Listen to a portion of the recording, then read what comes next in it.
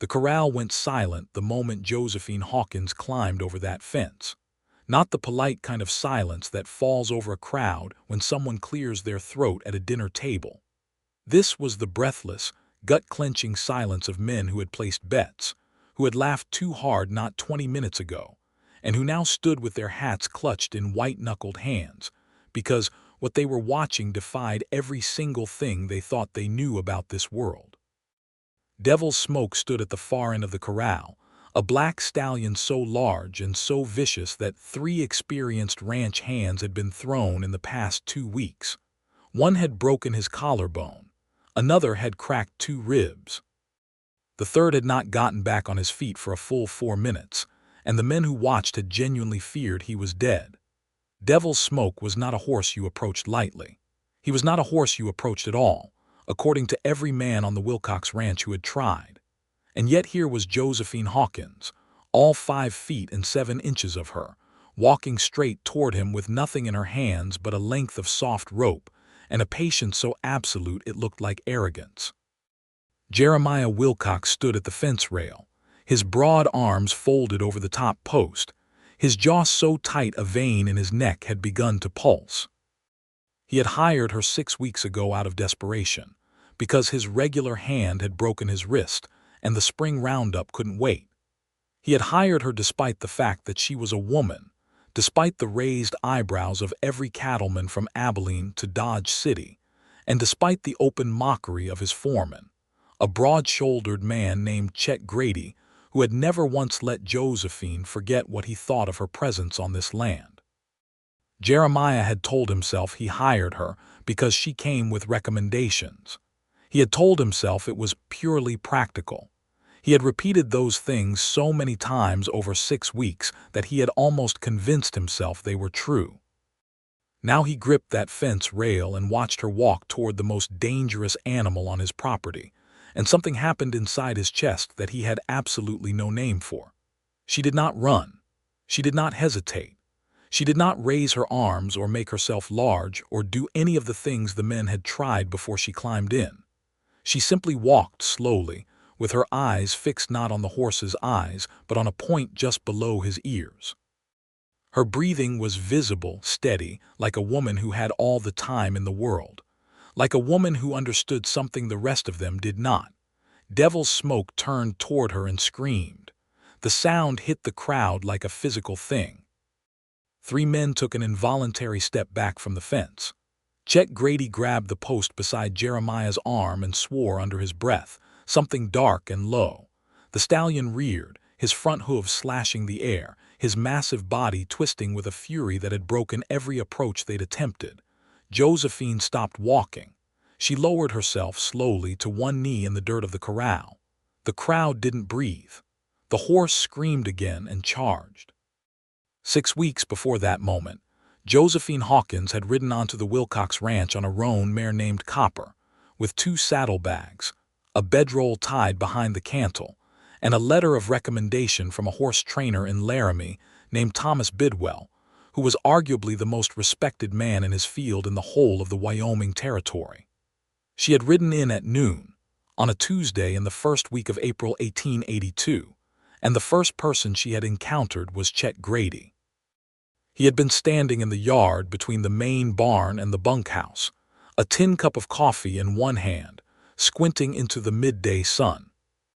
He was 41 years old and had worked the Wilcox Ranch for 7 years, long enough that he sometimes confused his loyalty to the land with actual ownership of it. He had the weathered face of a man who had spent his life outdoors and the disposition of a man who had spent it being right about everything. He looked at Josephine the way a man looks at something that has arrived in entirely the wrong place. "Help you?" he said. The words were not an offer. "Looking for Jeremiah Wilcox," she said. Her voice was clear and unhurried. She did not fidget on the horse. "I heard he's short a hand going into roundup. I've got experience with cattle work, breaking horses, and field medicine." Chet Grady took a long, deliberate sip of his coffee. "Ranch hand," he said. "That's right." He looked at her horse. He looked at her saddlebags. He looked at her worn boots, her leather gloves, the calluses visible on the backs of her hands even from 10 yards away.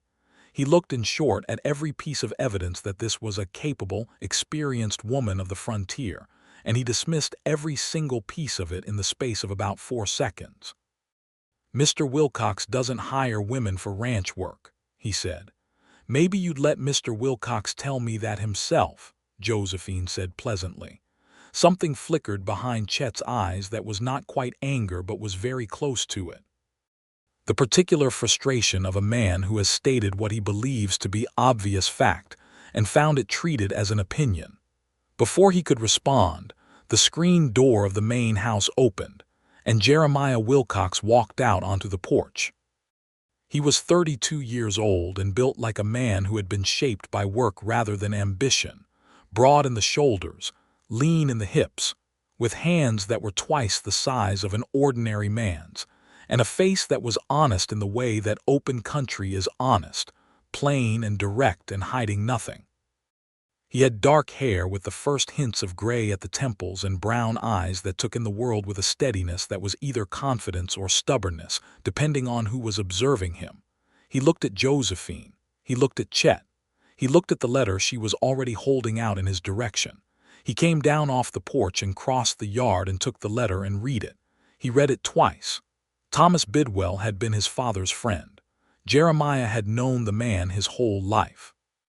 And Thomas Bidwell had written, in his cramped and careful hand, that Josephine Hawkins was the finest natural horsewoman he had encountered in 30 years of working with horses, that she had an understanding of equine psychology that he had seen in perhaps 2 other people in his lifetime, and that any man who hired her was not doing her a favor but receiving one.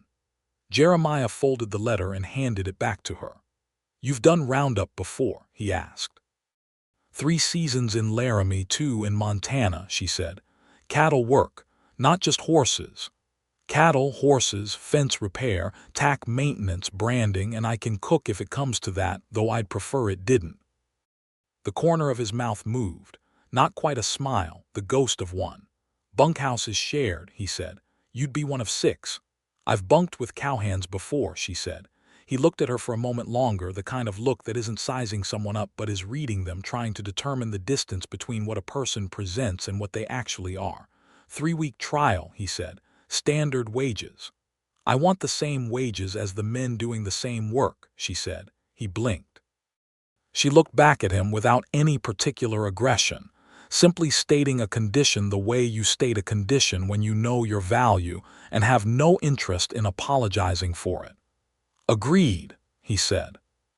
Chet Grady made a sound behind him that was not quite a word. The first 2 weeks were a kind of sustained low-grade battle, not with Jeremiah, who treated her with a careful neutrality that she appreciated precisely, because she understood it was real neutrality rather than calculated indifference, but with the rest of the bunkhouse, and most particularly with Chet. There were 5 other ranch hands on the Wilcox spread during roundup season. There was Billy Tate, who was 22 and perpetually sunburned, and genuinely didn't care whether she was a woman as long as she pulled her weight, which she did from the first morning. There was Sam Howell, a quiet man of 30 who had worked ranches from Texas to Montana, and had clearly seen enough of the world to be unsurprised by anything. There was Robert Finch, who was openly hostile for the first 4 days, and then inexplicably became her most vocal defender after she reset his dislocated shoulder with a calm efficiency that he described, afterward, as terrifying. There was Tom Laird, a 15-year veteran who spent most of his time avoiding conflict of all kinds. And there was Chet. Chet's problem with Josephine was not simply that she was a woman, though that was the surface of it.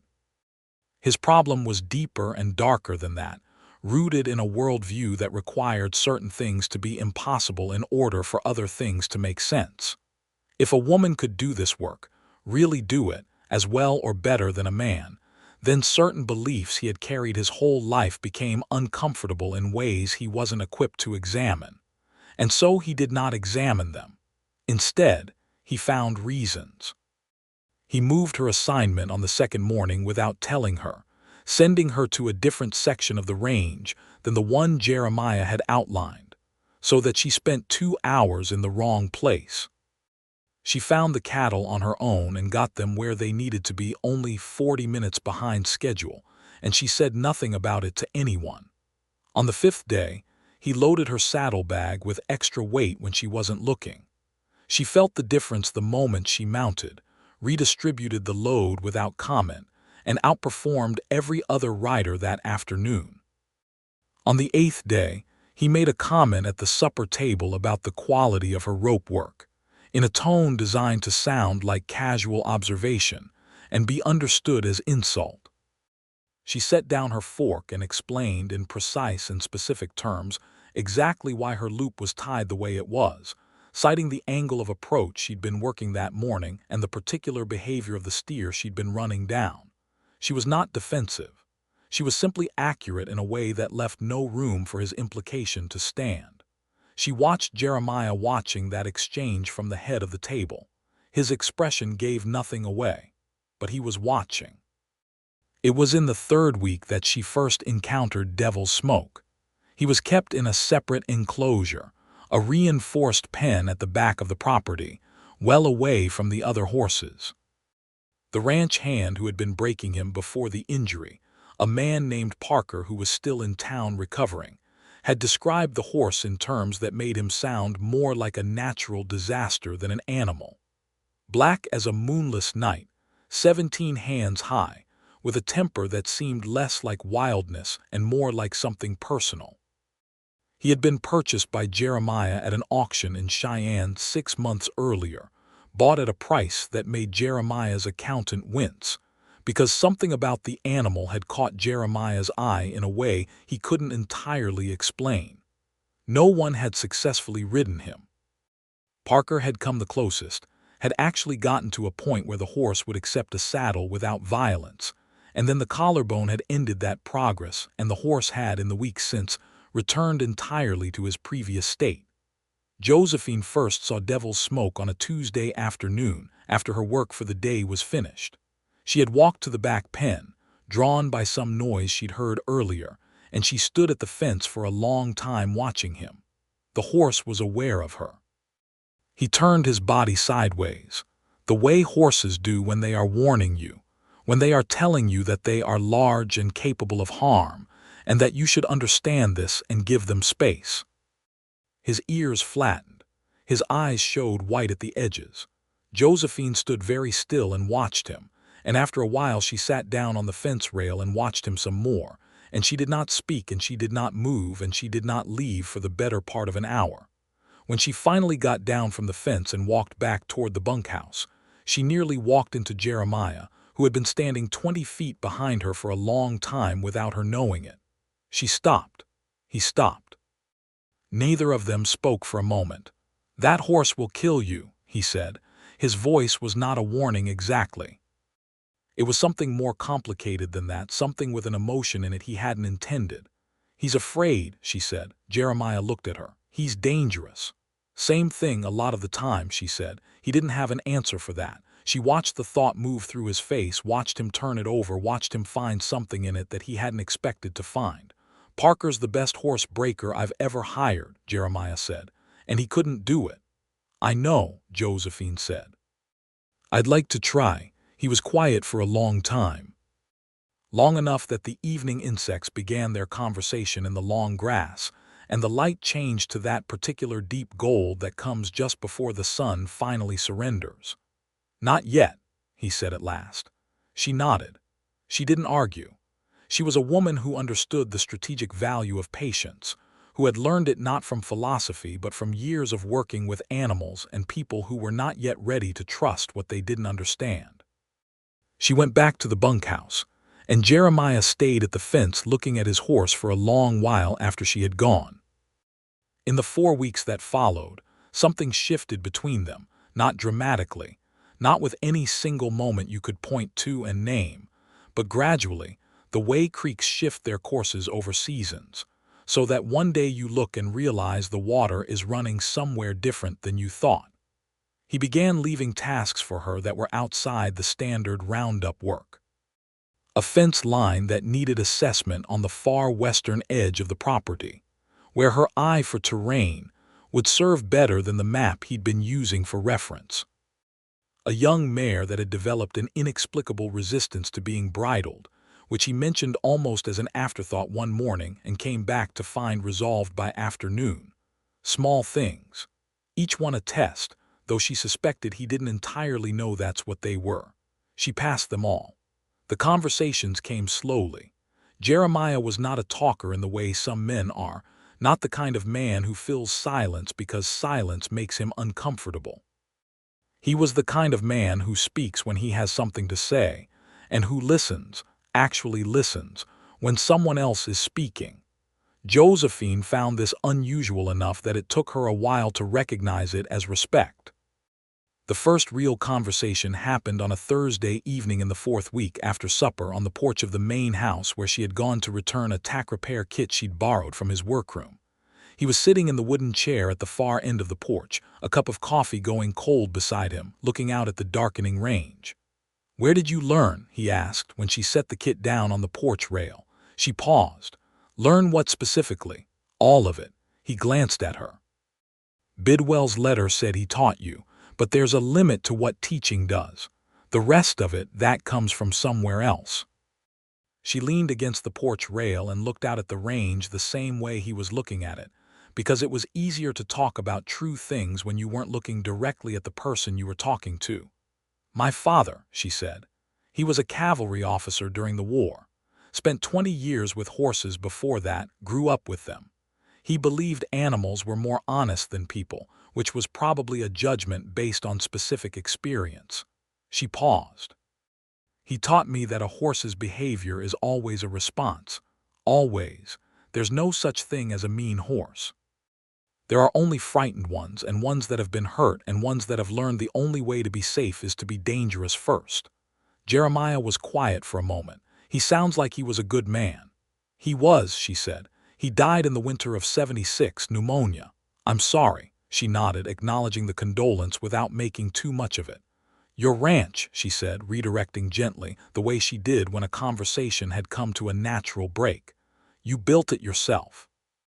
"After my father died," he said, "he left me the land and about $40 in debts. Took me 5 years to get it to where it is." "You did that alone?" He looked at her. "Why do you sound surprised?" "I don't mean it as an insult," she said. "I mean it genuinely. This is a significant operation. That's a lot of work for one person." Something in him seemed to settle slightly, as though a tension he hadn't been aware of released. "I had help," he said. "Sam's been with me 4 years, Tom's 6, and Chet, well," he paused. "Chet's been here longer than almost anyone." She heard the complexity in that last sentence, the history in it. "He doesn't want me here," she said, not as a complaint. As an observation, Jeremiah looked at his coffee cup. "Chet has certain opinions." "Which you don't share," she said. He looked at her. "Which I don't share," he agreed. The night was very quiet around them. The stars had begun their serious business overhead. Somewhere in the distance, one of the horses in the main pasture moved through the grass with a sound like a whispered secret. "About Devil's Smoke," she said. He exhaled slowly. "Josephine. I've been watching him for 3 weeks," she said. "I know what's wrong with him, or rather what happened to him. Someone hurt him before you bought him, not once but regularly in a specific way. The way he responds to approach from the left, the way he flinches when a rope moves fast over his neck. Someone used a rope on him as punishment. He associates restraint with pain." Jeremiah was very still. "The approach that Parker was using," she continued. "The standard breaking approach, it's not wrong for most horses. But for this horse, every time someone climbed over that fence with a saddle and a purpose, it confirmed everything he already believed. That human's approach with intent to harm. He's not wild. He's defended." Jeremiah set down his coffee cup very carefully, as though handling something fragile. "You can fix that," he said. It was not entirely a question. "I don't know if I can fix it," she said honestly. "But I believe I can reach him. I believe I can make him understand that not every human who approaches is a threat. Whether he ever becomes a riding horse after that, I can't promise." He looked at her for a long time in the dark, and she looked back, and the moment stretched out between them like something living, like something that had its own weather. "All right," he said. "We try it your way." She nodded. She pushed off the porch rail and stepped down into the yard, and she'd gone perhaps 10 feet when he said her name. She stopped but didn't turn. "Be careful," he said. She turned then, and even in the dark she could see that the words had cost him something, that they were not just practical words but something more personal, more exposed, that he'd almost not said them at all. "I will," she said. The next 2 weeks were the strangest of Josephine's professional life, and the most absorbing. She did not try to touch Devil's Smoke for the first 4 days. She simply existed near him. She arrived at the pen each morning before the others were up, in the gray pre-dawn hour when the world was half asleep and quieter than it would be at any other point in the day, and she sat on the fence and read. She had brought a book with her from the bunkhouse, a worn copy of a natural history volume that Sam Howell owned, and she read it without looking at the horse unless he moved toward her. He did not move toward her on the first day, or the second. On the third day he came to within 15 feet of the fence and stopped, watching her with his enormous black eyes, his nostrils working the air, trying to understand what she was. On the fourth day she began speaking to him, not commands, not the clipped, purposeful language of training. She simply talked, the way you talk to someone you're comfortable with, in a low and even voice about whatever came to mind. The weather, the way the light looked on the mountains in the morning, the specific quality of silence that existed in the Wyoming Territory that she had not found anywhere else, and that she thought probably had something to do with the size of the sky. On the fifth day he came to the fence. He stood 3 feet away from her and breathed, and she kept reading and kept talking, and did not reach for him, and did not make a single move that could be interpreted as intention to restrain.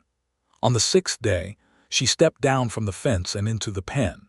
She lasted 4 minutes before he charged the fence with enough force that 3 of the men who were watching from a distance 30 yards away went pale. She did not run. She simply held her ground and lowered herself and waited, and the horse stopped short of her, snorting, trembling, a creature so full of stored pain that it radiated off him like heat. She said his name, just that, in the same tone she used for everything else. He stood there, shaking, not 5 feet away from her, and then he wheeled and ran to the far end of the pen, and she let him, and after a while she climbed back over the fence and went about her day. Jeremiah watched all of this. He told himself he was watching out of professional interest. He had a significant investment tied up in that horse and a legitimate reason to supervise the approach. He told himself this with the same conviction with which he'd told himself. He hired her out of pure practicality, and with roughly the same success.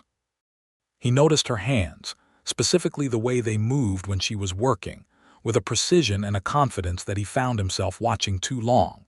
He noticed the way she thought before she spoke, which was rarer than it should be, and the way she never wasted a word. He noticed the particular way she stood when she was observing something, weight on the back foot, head tilted very slightly, as though she was trying to hear something just below the threshold of regular sound. He noticed that he was noticing. Chet noticed too, and in a different way, which came to a head on a Wednesday evening in the 5th week. They were at supper, and someone, Billy Tate as it happened, had made a comment about Devil's Smoke, about the progress that was being made, and the table had responded with a cautious kind of approval, the men who had initially doubted Josephine now finding their skepticism eroding under the simple pressure of observable fact. Chet set down his fork. "Horse still hasn't been ridden," he said. "That's all I know. All this time, all this watching and talking and sitting around, and the horse still hasn't been ridden." He looked down the table at Josephine with an expression that was too controlled to be casual. "Parker had him saddled in 2 weeks. You've had him 5 and you haven't even gotten a rope on him." The table went quiet. Josephine looked at Chet steadily. "Parker had him saddled," she said, "and Parker is in town with a broken collarbone. And the horse, after Parker saddled him, was worse than when Parker started because he'd confirmed what the horse already believed about people." She paused. "The goal isn't to saddle him. The goal is to make him understand that saddles aren't a threat. Those are different goals with different timelines." Pretty theory, Chet said. It's working, Sam Howell said quietly from across the table. He was the kind of man who chose his moments, and this was clearly one of them. I've watched that horse for 5 months. He's different with her. Anyone who's been paying attention can see it. Chet looked at Sam with an expression of cold betrayal, the expression of a man whose ally has defected. I pay the wages on this ranch, Jeremiah said from the end of the table. His voice was very quiet. The quieter Jeremiah got, the table had learned, the more important it was to listen. And I make the decisions about how the work gets done. Josephine's working that horse the way I approved. That conversation is finished. Chet picked up his fork and ate and said nothing more, and the silence at the table was the particular silence of something that has been decided but not resolved, a tension that would need to surface somewhere else before it was truly done. After supper, Josephine stepped out onto the porch for air and found Jeremiah already there, and she almost turned back inside, but his voice stopped her. "Thank you for not making that a bigger fight than it needed to be," he said. "I don't enjoy conflict for its own sake," she said. "Neither do I." He was looking at the sky. Chet's got a history with this land. He thinks it gives him rights that aren't actually his. I've been carrying that problem longer than I should have. She studied the side of his face. "Why haven't you addressed it?" he exhaled. "Because loyalty is a complicated thing. He was here when it was bad. He worked this land through 2 bad winters and a drought that nearly finished everything I'd built. You don't forget that easily." "No," she said, "but loyalty can become a trap if you let it." He looked at her then sharply, as if she'd said something that had been sitting in the back of his mind unsaid for years. "Yes," he said, "I've been starting to think that." They stood together in the dark, not touching, not quite looking at each other, existing in the space between things that haven't been said yet but are already true. "Tell me something," he said. "Why here? You've got a letter from Bidwell. You could work anywhere in the territory." She was quiet for a moment, turning the question over, deciding how honest to be. "I heard about your horse," she said at last. "Through Bidwell, actually. He mentioned you'd bought an animal no one could handle." "That kind of problem is interesting to me." She paused.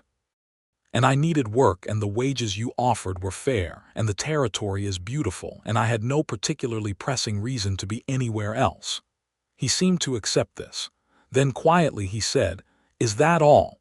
The question hung in the air between them, weighted with something she wasn't prepared to name in the 5th week of a 3-week trial. "Ask me again when the horse is broken," she said, and she went inside. She heard him exhale slowly in the dark behind her, something that might have been a laugh and might have been something else entirely. It was on a Saturday morning in the 6th week that things came to a crisis, from a direction that none of them had fully anticipated. Josephine arrived at the pen at her usual pre-dawn hour and found the gate open. Not latched wrong, not blown by wind, but deliberately opened. The pin that secured it had been lifted and set aside on the post, the way you set something aside when you intend to pick it back up. Devil's Smoke was still inside, thank God, standing in the far corner of the pen, deeply agitated by the open gate, moving along the fence line in tight, anxious circles. He hadn't run because horses are creatures of established territory, and his pen, for all its bad associations, was known space, was his, and the unknown beyond the gate was worse than the known imprisonment. Josephine latched the gate, checked the horse for injury, found none, and stood in the center of the pen for 10 minutes speaking to him in her low, even voice until the tight circles became irregular and then stopped. She knew who had opened that gate. She had no proof. She would never have proof, but she knew. She went to the main house and knocked on the door. It was early enough that Jeremiah answered it in his work shirt, not yet dressed for the day, and the simple human reality of him, the evidence that he was a person who woke up in the morning and had moments before he was ready to face the day, was more disarming than she'd expected. She told him about the gate. She watched the stillness come over his face, the particular stillness of a man in whom anger and grief are arriving simultaneously, because the answer to what has happened is also the answer to a question he has been avoiding. He dressed and came outside and looked at the gate and looked at the way the pin had been placed on the post, with deliberate care, and he went inside, and when he came back out he was wearing his hat. He told Chet Grady to come to the main house. Josephine did not stay for that conversation. It was not her conversation to have. She went back to the pen and sat with her horse, because that was the work that needed doing. She found out from Sam Howell what had happened. Chet had denied it. Jeremiah had not believed him, not because of the gate alone, but because of 7 years of accumulated small betrayals and large ones that he now saw clearly for the first time, because the gate had been the thing that finally forced him to look.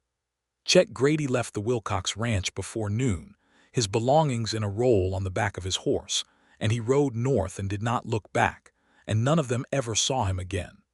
Jeremiah spent most of the afternoon alone.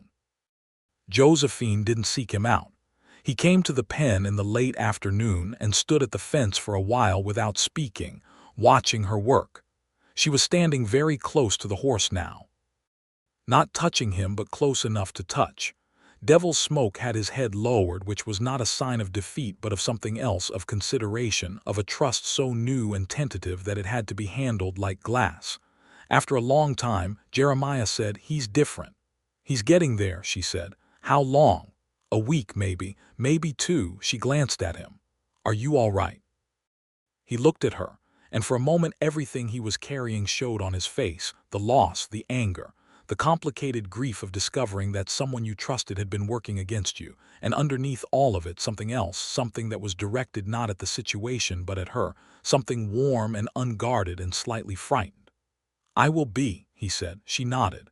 "I'm sorry about Chet. I know it wasn't simple." "Nothing worth anything ever is," he said. He stayed at the fence until the light faded, and she stayed in the pen, and they were together in the particular way of two people who are not yet ready to name what is happening between them, but have stopped pretending it isn't happening. That was when Billy Tate came running from the direction of the main barn, with news that one of the mares had gone down in the far pasture. They rode out together, which was not planned, which simply happened because they both went for their horses at the same time and ended up riding side by side out into the blue-gray dusk of the Wyoming prairie. The mare had caught her leg in a tangle of old wire that had been buried under the grass, a hidden trap from some old fence line that no one had known was there. She was not badly hurt, a deep cut to the fetlock that would need tending, but she was frightened and down, and needed to be calm before she could be safely gotten to her feet. Josephine went to the horse's head. She knelt in the grass, in the wire, not caring about her clothes or the sharp edges, and she put her hands on either side of the mare's face and she talked to her, and the horse stilled. Jeremiah watched it happen. He watched a panicking animal become calm under her hands, watched the trembling ease and the breathing slow and the wild eyes go quiet, all in the space of a few minutes. He had seen skilled horsemen work. He had seen professionals.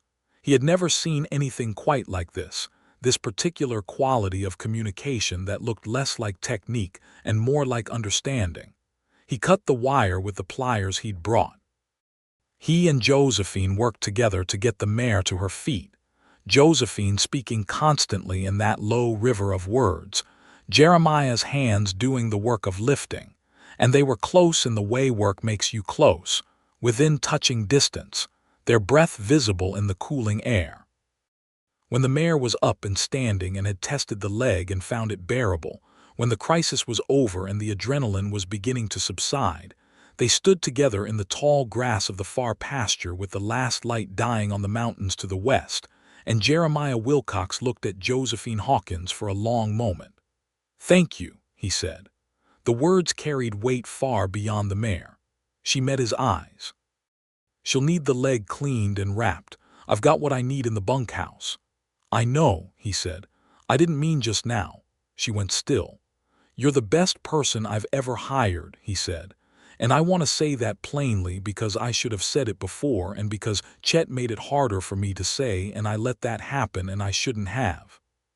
She looked at him for a long moment, and something shifted behind her eyes, something that had been held carefully in place, kept at a professional distance, because she was a woman working in a world that did not allow her the luxury of being soft at work, and she had learned to keep those two things separate. "That means something to me," she said, and the simplicity of it, the absence of deflection, was itself a kind of answer. They walked back with the mare between them, taking turns speaking to her, and the conversation they had while doing that was the most ordinary one they'd had about the horse, about the land, about the spring weather, and where the cattle were concentrating on the east pasture. And underneath all of it ran something bright and private that neither of them mentioned but both of them felt. The morning that became the moment the crowd held its breath arrived without fanfare. Josephine had been working with Devil's Smoke for 12 days since the episode with the open gate. She had touched him for the first time on day 8, her hand on his neck, no rope, nothing in her other hand, standing perfectly still while he shuddered and breathed and finally, with a slowness that was painful to watch, accepted the contact. She had put a rope on him on day 10, not to restrain him, not looped over his neck, simply held in her hand while she was near him, allowing him to see and smell and understand it as an object rather than a weapon. She had put the rope around his neck on day 11, loosely, no tension, while he ate from her hand and decided whether to allow it. On the morning of day 12, she went to the pen and she told Jeremiah, who had been at the fence every morning for the past week, that she thought today was the day. "Today," he said. "I'm going to see if I can ride him," she said. "No saddle, bareback, which means if he throws me I fall clean, no getting caught in the tack, but I think he's ready, and I think waiting longer won't help more than going now." He looked at her. "What do you need from me?" "Nothing," she said. "In fact, I need everyone back.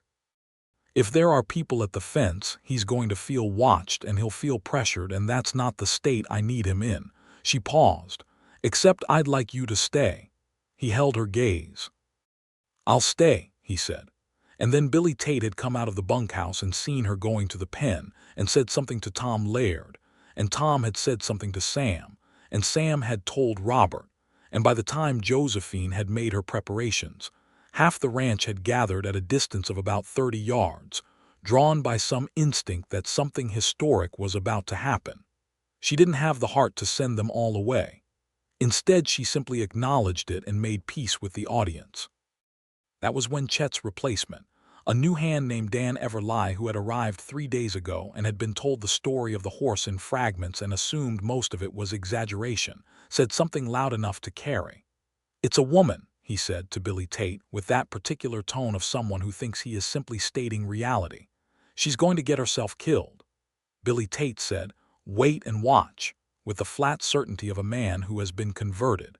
Josephine climbed over the fence. The corral went silent, and Devil's Smoke turned toward her and screamed, and the crowd took a collective breath, and she lowered herself to one knee in the dirt of the corral, and the horse charged. What happened next was something that several of the men would describe for the rest of their lives, at supper tables and bunkhouses and cattlemen's bars, and each time they told it the words failed slightly, because it was the kind of thing that exceeds language. Devil's Smoke came toward her at a full run. His hooves threw the dirt up in clouds. His body was a 1,600-pound weapon aimed directly at her kneeling form. The men at the fence stopped breathing. Jeremiah's hands gripped the fence rail hard enough to leave marks, and Josephine didn't move. She was on one knee, her eyes down, her body lowered and made small, communicating with every inch of herself that she was not a threat, that she was not about to restrain or command or harm, that she was simply present and still and safe. Her breathing was the breathing of a woman in a meadow. Her hands were open and empty at her sides. The horse stopped. He stopped 3 feet from her, close enough that his breath reached her, and he stood there with his sides heaving, his nostrils wide, his whole enormous body trembling with the energy of the run and the confusion of finding nothing at its end that matched what his fear had told him would be there. She still didn't move. He lowered his head, not to attack, the way a horse lowers his head when he is looking at something closely, when he is trying to understand it. She looked up then, slowly, not at his eyes, below them, at the soft space between his nostrils and his jaw, and she said his name. He breathed. She raised one hand, very slowly, palm up, offering, not demanding, and she waited. He took one step toward her. She waited. Another step. His nose touched her palm. The sound that came from the assembled men was something between a sound and the absence of one, something that had to be experienced to be understood, the collective exhale of a crowd that has witnessed something that has changed their understanding of what is possible. Jeremiah Wilcox released the fence rail and pressed the back of his hand against his mouth for a moment, because the feeling in his chest was too large for a public place, and he needed a second to contain it. She stayed on her knee for a long time while the horse breathed against her hand, and then she rose slowly and turned slightly, presenting her shoulder rather than her face, the non-threatening angle, and he followed her. He actually followed her 3 steps, 4, across the pen. She got the rope over his neck like setting a feather on water. She moved alongside him, her hand on his withers, speaking to him without looking at him, and she put her weight against his side, testing, and he shivered but did not move, and she did it again. She got onto him from a fence post, sliding onto his back without a single abrupt motion, with a fluid grace that was either extraordinary practice or something closer to instinct. He stood still. She sat on his back bare, no saddle, no bridle except the soft rope, and she let him be still for 10 full seconds before she used the lightest possible pressure from her knees to suggest a step forward. He took a step. The crowd erupted. It was not the controlled triumph of a spectator sport. It was something rawer and more human than that, the specific joy of watching someone do what cannot be done and have it turn out to be possible after all, the particular joy of being wrong in the best possible way.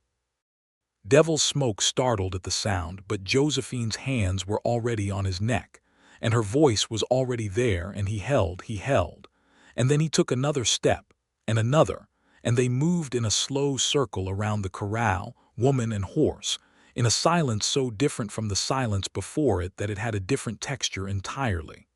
Jeremiah climbed over the fence. He walked toward her as she brought the horse around, and Devil's Smoke watched him approach with his ears up, alert but not afraid, taking his cues from the woman on his back who showed no tension, and Jeremiah stopped a reasonable distance away and looked up at Josephine. She was looking down at him.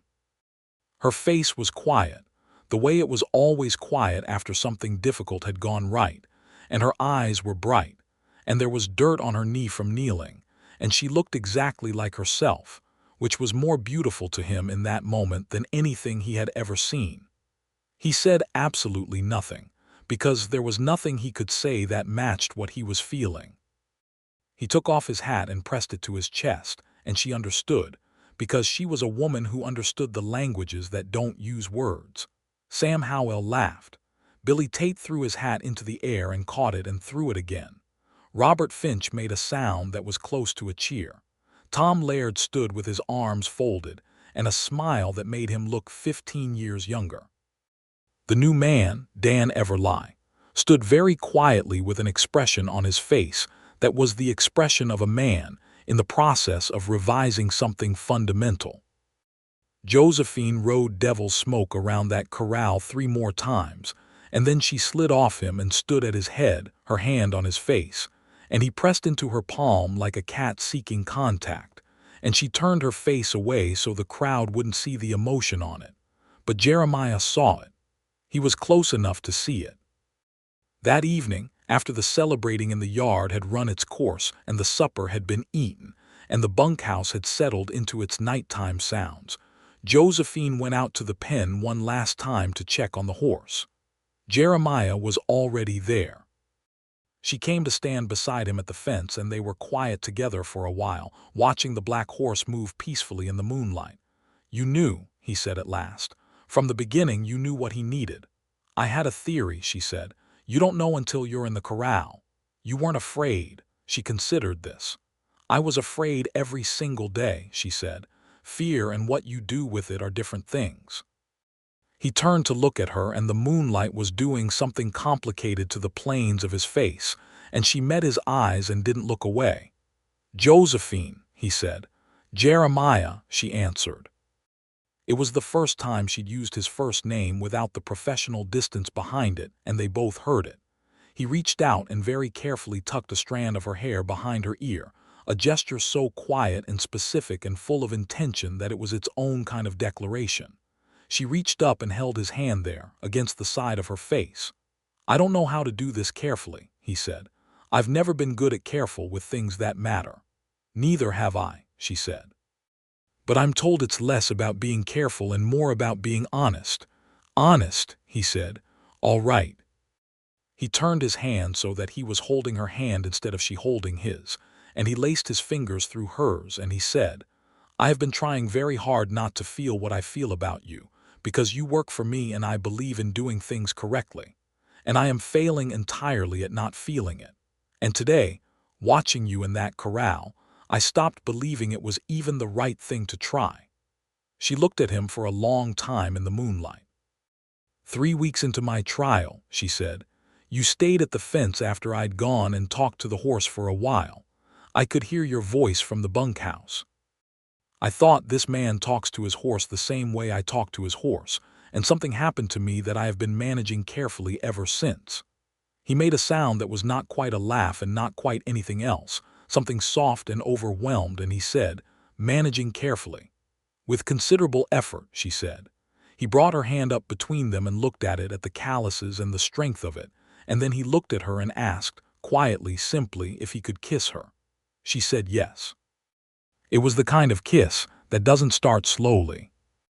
It was the kind of kiss that arrives already knowing what it is, the way some things do when the time for pretending otherwise has completely passed.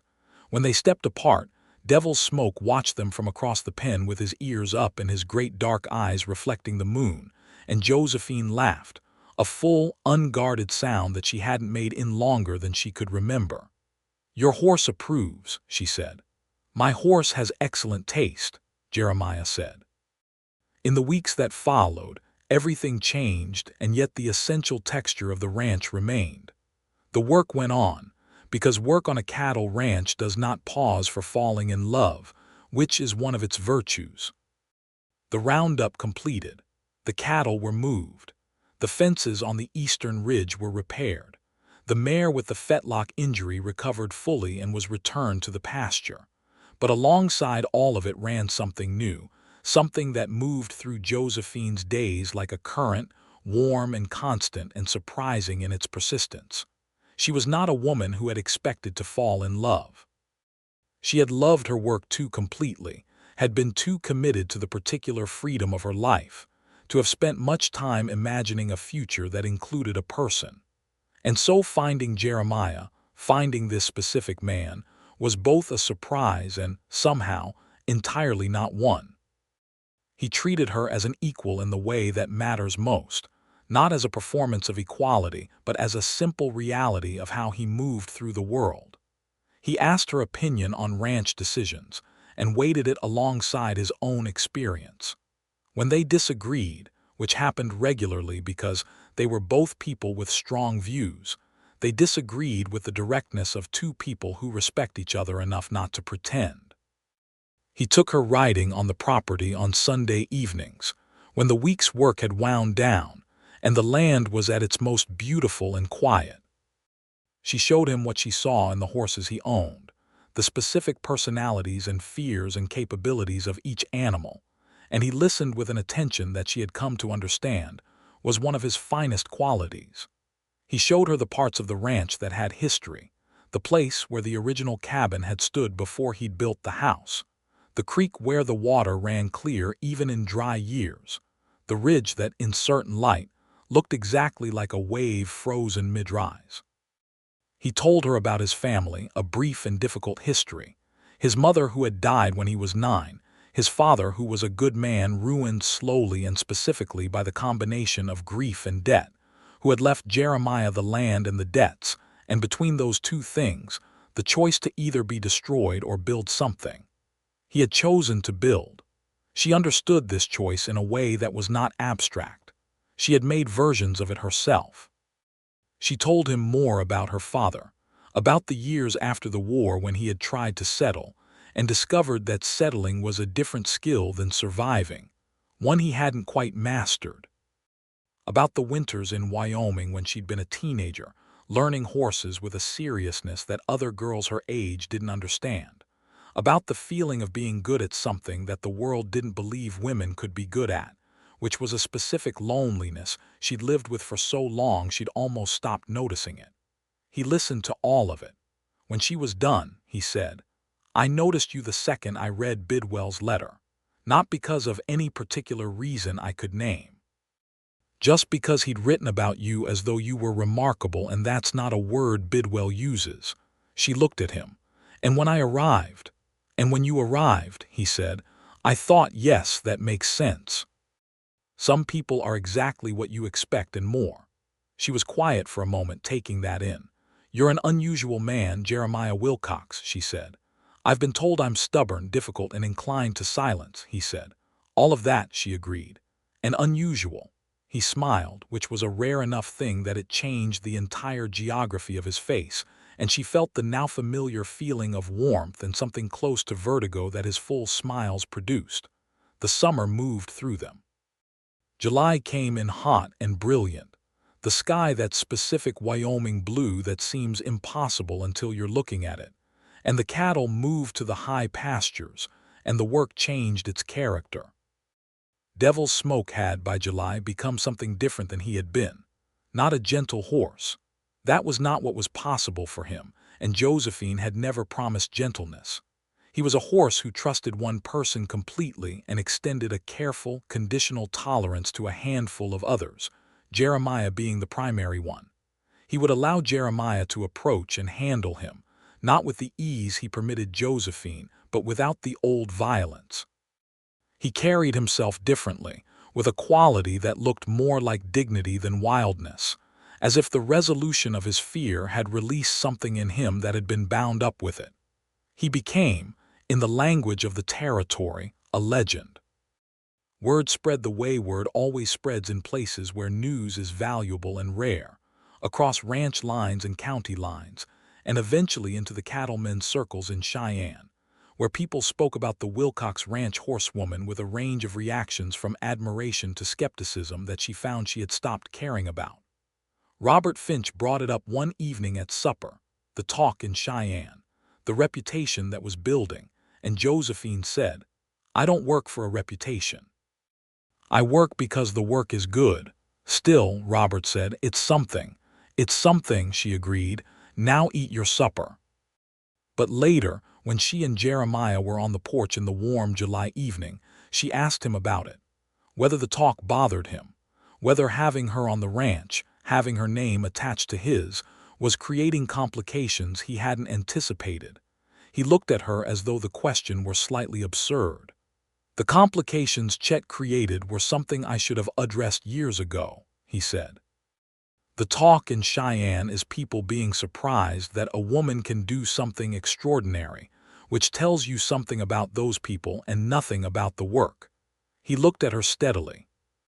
"And if someone wants to talk about this ranch, I'm happy to have them talk about the woman who broke the horse that every experienced man in the territory couldn't." She was quiet for a moment. Then she said, "I'll remind you of this statement when you're stubborn and difficult and inclined to silence." "I expect you will," he said. In August, something shifted in the air between them, a deepening, a kind of gravity that had been building since the night at the fence and now required acknowledgement. He asked her, one evening after supper, to walk with him to the west pasture, and she knew from the way he asked it that this was not about the cattle or the fences.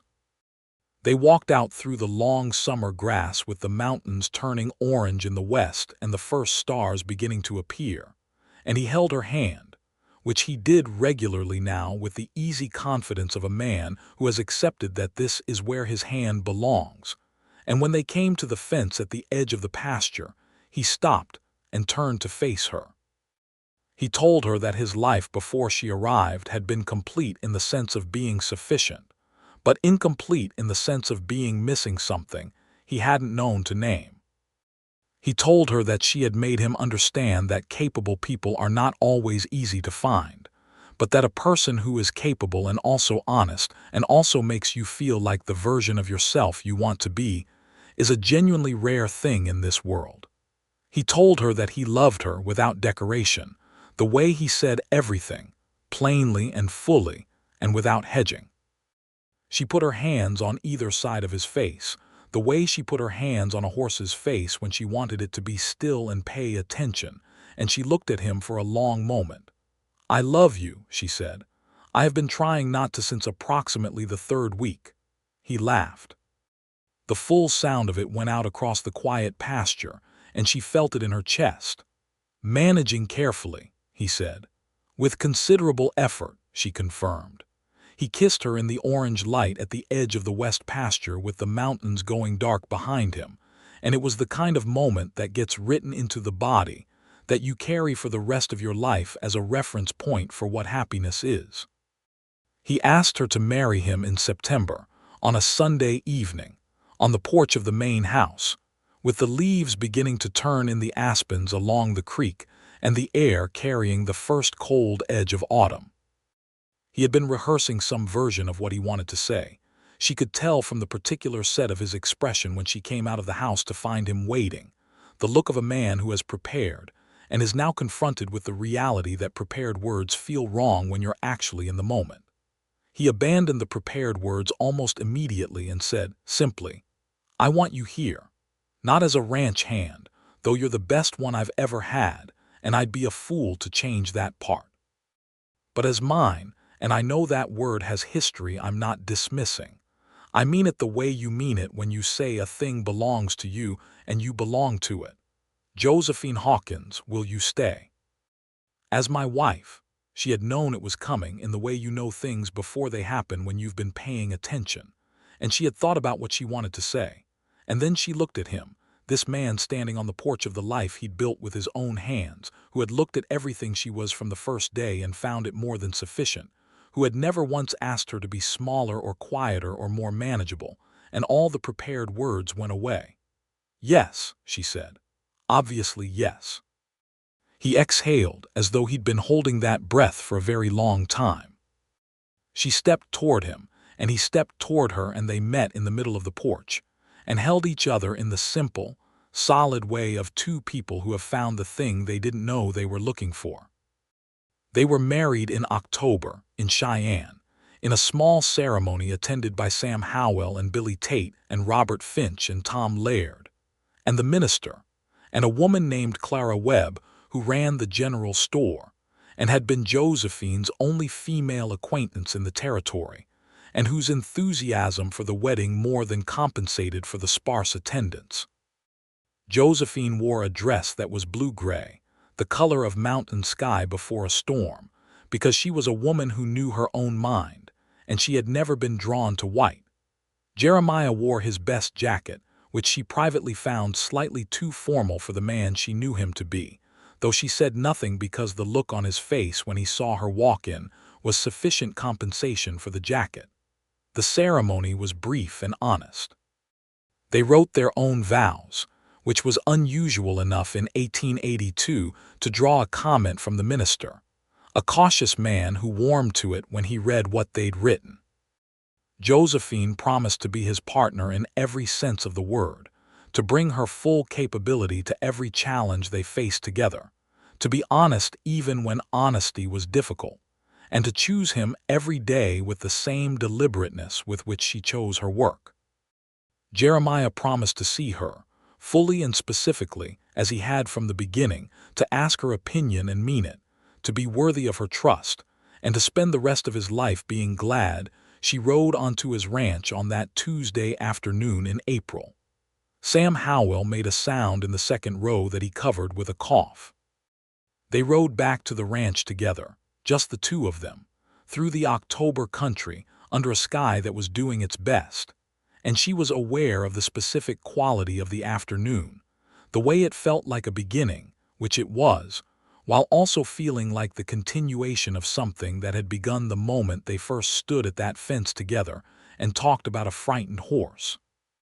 Winter came on the Wilcox Ranch with the deliberate, unstoppable energy of all Wyoming winters, and they entered it together, which made it different from every winter either of them had faced before. She moved into the main house, which had been a bachelor's space for 7 years and required some negotiation, which she found she enjoyed because negotiating with Jeremiah was one of her favorite activities, the back and forth of two people who both have good reasons for their positions and who respect the reasons even when they disagree with the conclusion. She kept working. This had never been in question. The ranch was their shared enterprise now, and she had no intention of stepping back from the work she was good at. She took on the horse operation formally, in addition to the general ranch work, which meant that Devil's Smoke had a person dedicated to his continued development. By midwinter, the horse would accept Jeremiah on his back, carefully, with the particular tolerance of an animal who has chosen to extend trust on a specific and conditional basis, and this was more than anyone else in the territory could claim. The winter also brought news in the form of a letter from Laramie, from Thomas Bidwell. A prominent cattleman in the territory had acquired a string of horses from a southern ranch, 4 of which were essentially unworkable after the conditions of their transport. He had heard about Devil's Smoke. He had heard about the woman who had worked him. He was asking, through Bidwell, whether Josephine Hawkins would be willing to consult.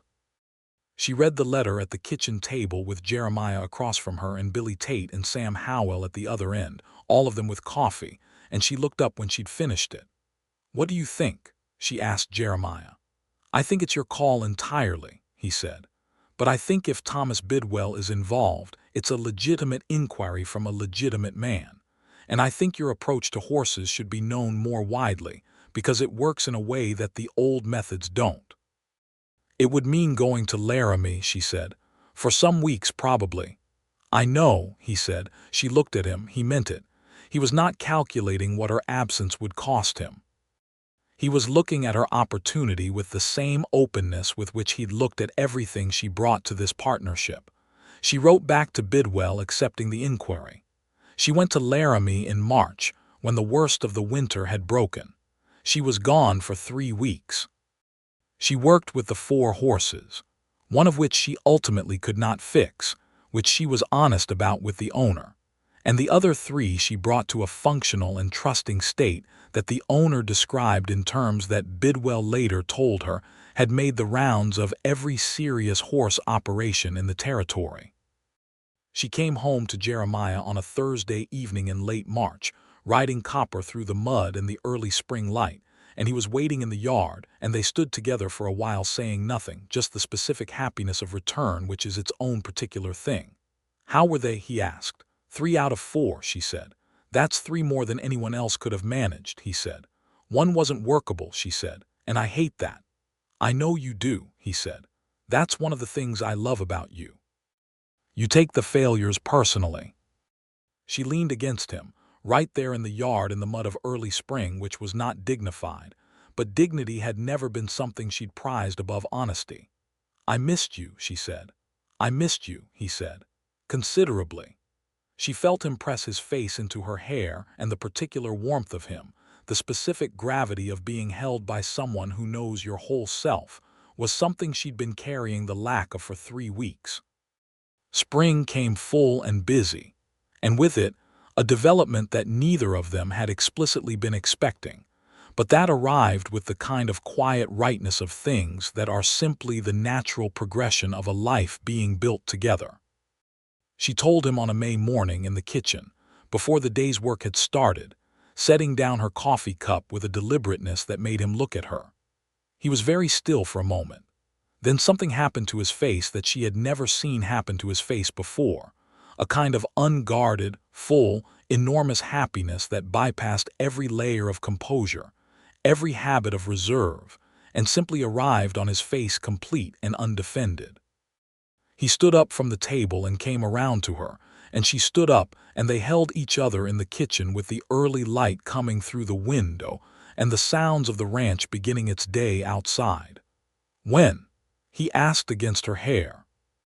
"November, I think," she said. "I'll know better in a few weeks." He said nothing for a while, just held her. "Are you frightened?" he asked eventually. "A little," she said. "Are you?"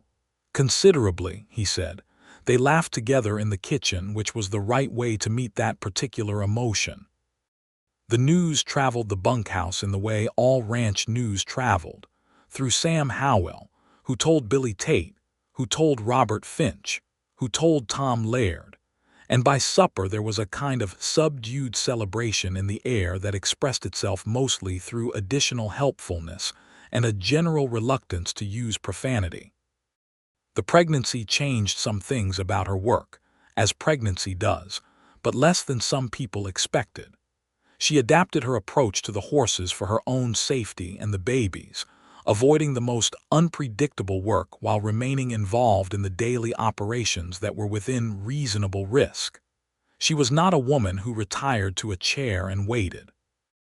Jeremiah understood this and did not attempt to override it, though she was aware that he watched her more carefully than before, not with a controlling attention but with a loving one, the attention of a man for whom the safety of the person he loves has become a standing prayer.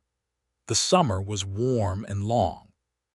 She grew large with the baby in August, in September, in October, while the cattle came down from the high pastures and the leaves turned, and the mountains put on their first snow, and the whole of the Wyoming Territory did what it did every autumn, which was to become almost unbearably beautiful while also becoming very cold.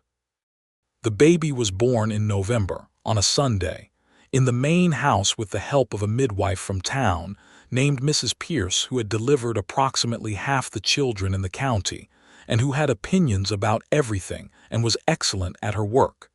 It was a boy. Jeremiah was in the room, which was not universally done but which Josephine had required, because she was a woman who had never done things alone that could be done together, when together was available. He held the baby first, because Josephine was in the specific condition of having just done an extraordinary amount of work and required a moment. And the sight of Jeremiah Wilcox, this rugged and restrained man, holding a newborn against his broad chest with the careful tenderness of someone handling the most important thing that has ever been in his hands, was something she would carry the rest of her life. They named him Thomas, after Bidwell, which made the old trainer write back a letter so full of feeling that the paper was slightly wavy at the edges. Thomas Wilcox was a loud and insistent and entirely healthy baby who had, from the start, his mother's direct gaze and his father's stubborn silences, which alternated in ways that kept everyone around him moderately off balance and totally devoted. The first years of Thomas's life were the years of the ranch's real growth. The reputation that Josephine had built, beginning with Devil's Smoke and extending through the horses she'd worked in Laramie and 2 subsequent consultations in the Territory, brought new business, a training operation that she developed alongside the cattle ranch, which gave the Wilcox spread 2 sources of income and a name that was known from Cheyenne to the Montana border. Dan Everly, the new hand who had made the comment at the fence the day she rode Devil's Smoke, became one of her best students in horse handling, a fact he acknowledged with the humor of a man who enjoys his own evolution. Sam Howell stayed on for years, one of the constants of the place, a man who never sought attention and never needed it, and whose quiet competence was the bedrock of the daily operation.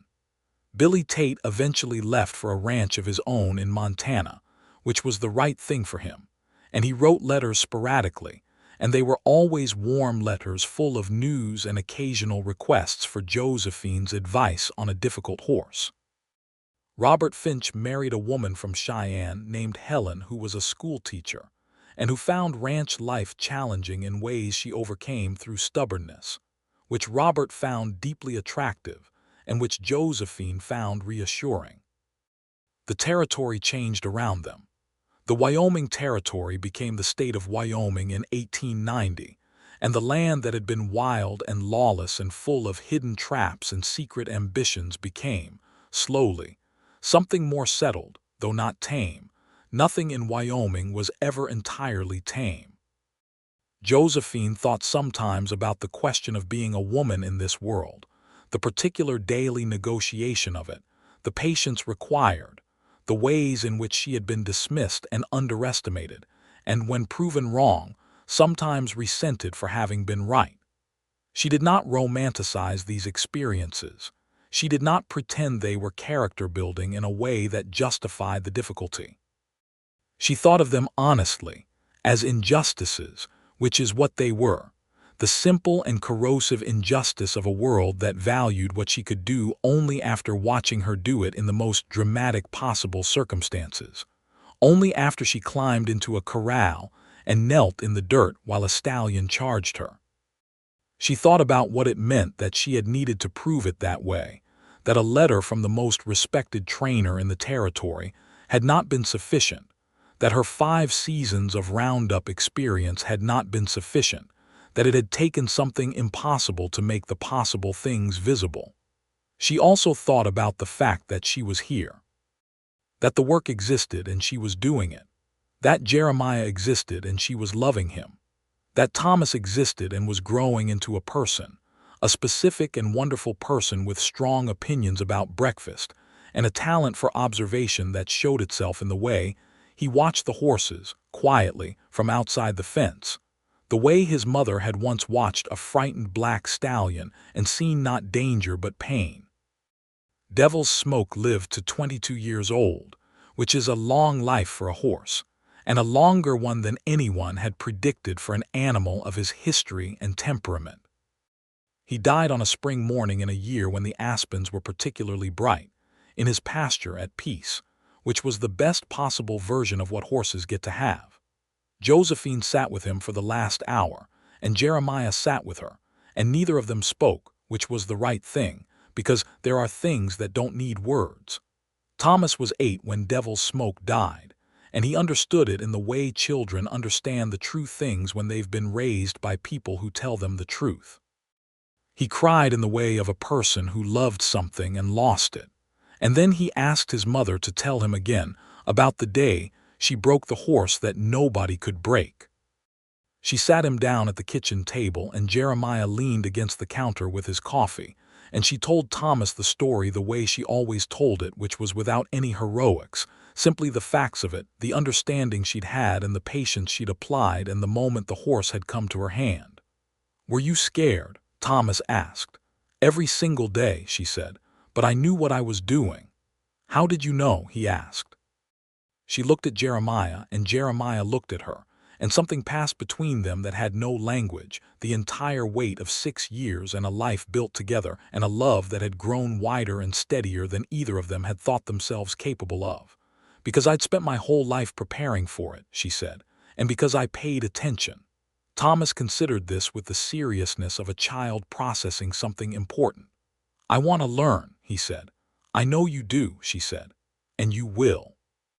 She reached across the kitchen table and took his hand, and Jeremiah set down his coffee and came to the table and sat with them, the 3 of them in the kitchen of the house he had built, and she had made into a home, with the Wyoming sky doing its impossible things outside the window and the horses in the pasture and the whole of the life they were living spread out before them, and behind them in all its hard-won, irreplaceable completeness. The years continued, as years do, each one its own specific thing, the second child arriving when Thomas was 4, a girl this time, who they named Ada after Josephine's mother, who came into the world with the same direct gaze as her brother and a stubbornness that expressed itself differently, more vocal, more immediately demanding, the kind of stubbornness that Jeremiah said came entirely from Josephine, and that Josephine said came entirely from Jeremiah, and that Sam Howell, who watched them both, privately believed was simply genetic inevitability.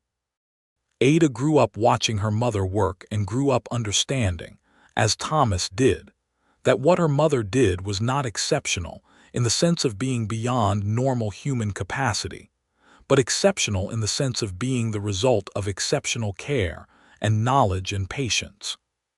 She grew up understanding that the world would sometimes not see this, that the world had a habit of not seeing women's capability until it was undeniable, and that the response to this was not to stop being capable, but to be so clearly and obviously good at what you did that the denial became impossible. Josephine taught her daughter to ride when she was 5. She taught her to read a horse's body at 6. She taught her the specific vocabulary of patience and attention that was not something she could have put in a book, but that she transmitted the way all true knowledge is transmitted, through time and proximity, and the lived example of someone who has mastered the thing. The training operation on the Wilcox Ranch grew into something that brought people from across the state and eventually from beyond it. There were women among the students, which was unusual in 1892, not unusual in 1898, and unremarkable by the turn of the century.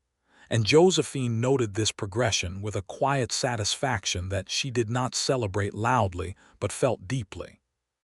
Jeremiah turned 40 in the spring of 1890, and she threw him a gathering that he found faintly mortifying and was secretly moved by. Attended by Sam and Robert and Helen and Billy Tate, who came down from Montana specifically for it, and Clara Webb from the general store and the midwife Mrs. Pierce and the minister, and a collection of neighboring ranchers who had, over the years, become something between colleagues and friends. She gave him, as a gift, a horse. A young bay mare she'd been training for 6 months, a horse with a specific quality of intelligence and responsiveness that she'd recognized the moment she'd seen her and had known, immediately, was the right horse for this particular man. He stood in the corral with the mare and looked at Josephine over the horse's back with the expression that she had been looking at for 8 years, the expression she thought she would never stop finding new things in. "She's perfect," he said. "I know," said Josephine. "I know horses." He laughed, and the sound went up into the clear spring air of Wyoming, the state now, the settled place, and all of it was real and present and theirs. When Thomas was 12 and Ada was 8, and the new century was still close enough to feel like a novelty, Josephine stood one morning at the fence of the training corral and watched her son working with a young horse, a gray gelding with trust issues that had nothing to do with abuse and everything to do with inexperience. And she watched him apply, with the natural ease of someone who has internalized what they've been taught, the same patient presence, the same quiet voice, the same quality of attention that she had applied to a black stallion in a corral on a spring morning in 1882. Jeremiah came to stand beside her. They watched their son work in the morning light. "He's going to be good," Jeremiah said. "He's already good," she said. He put his arm around her shoulders, the easy, accustomed weight of it, and she leaned into him, and they watched together. The life they had was not perfect in the way of stories that smoothed the difficult parts away. There were hard winters and bad years and losses that cost them, financially and emotionally, in the ways that life costs everyone who is genuinely alive in it. There were arguments, real ones, the kind that come from two strong-minded people who believe different things about something important, and the arguments were resolved in the way their arguments always were, through the long, honest, difficult work of actually listening and actually adjusting, which was exhausting and necessary, and part of what they had built together. There was a year when the drought hit the eastern pastures hard, and they had to sell 40 head earlier than planned, and the losses set them back in ways that required months of careful management. They managed it together, with Josephine's eye for the horses they could sell without harming the training operation and Jeremiah's knowledge of the cattle market, and the way two people who trust each other can problem solve in ways that one person alone cannot. There was a winter when Ada got sick with the kind of fever that takes children and doesn't always give them back, and the 3 weeks of that winter were the worst 3 weeks of both their lives, the kind of fear that has no bottom. Ada recovered. She came back to herself slowly, and then all at once, the way children do, with the natural resilience that is either evidence of something miraculous or simply biology doing what it does, and either way you said thank you. There was the year that Sam Howell told Jeremiah he was thinking of retiring, moving to his daughter's place in Colorado, and the particular grief of losing someone who had been part of the place for so long that their absence would change the character of it. They sent him off well, with a gathering and a gift and genuine emotion. And they missed him in the specific, daily way you miss people who have been part of your ordinary life. And there were the mornings, the hundreds and then thousands of mornings, of waking in the same bed in the same house on the same land with the same person beside her, which was an ordinary thing and an extraordinary one simultaneously, a fact she had understood intellectually before she experienced it, and had come to understand in her bones only through the living of it. Love, she had learned, is not the dramatic moment in the corral. It is not the kiss in the orange light at the edge of the west pasture. It is not the wedding in October or the declaration in the summer grass. It is all of those things, yes, and they remain real and present as memories, as reference points. But the daily reality of it is quieter and more persistent and more interior than any of those moments. It is the coffee made before the other person wakes because you know how they take it. It is the argument that you have and resolve and are closer for, not despite the conflict but through it. It is the hand found in the dark. It is the specific quality of being known, actually known, by a person who chooses you anyway and every day and without reservation.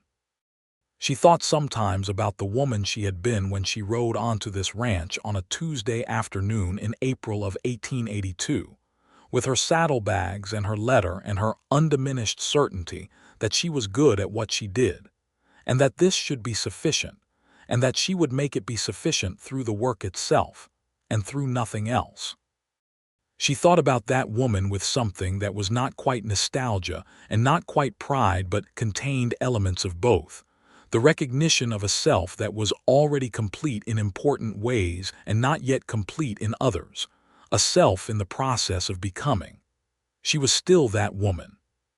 She was also this one who stood at the fence in the morning light with her husband beside her and watched her son do the work she had taught him, who had built something in this place that was more than any one of its pieces, who had taken the secret that certain horses carry, which is that no one is simply dangerous, that beneath the danger is always something that was once not afraid, and applied it to more than horses. On the last morning of the story, which was not the last morning of their lives, but was a morning that contained everything the story had been about, Josephine walked out to the training corral before the sun was fully up, in the cool blue light of a Wyoming dawn, and devil's smoke was gone from the world, and the horses that were here were the living proof of everything she had understood and everything she had taught. She stood at the fence and breathed the morning air, which smelled of grass and horses and the distant cold of the mountains and all the specific, irreplaceable particulars of this place and this life. Jeremiah's footsteps came across the yard behind her. She heard them before she heard him, the specific sound of his walk which she knew as well as her own name. He came to the fence beside her and stood there, and the morning happened around them, the light changing, the horses beginning to move. He said nothing. She said nothing. There was nothing that needed saying. They stood together in the early light of the 21st year of their life on this land, at the fence of the corral where everything had changed, and the world was wide and open in every direction, and they were exactly where they belonged.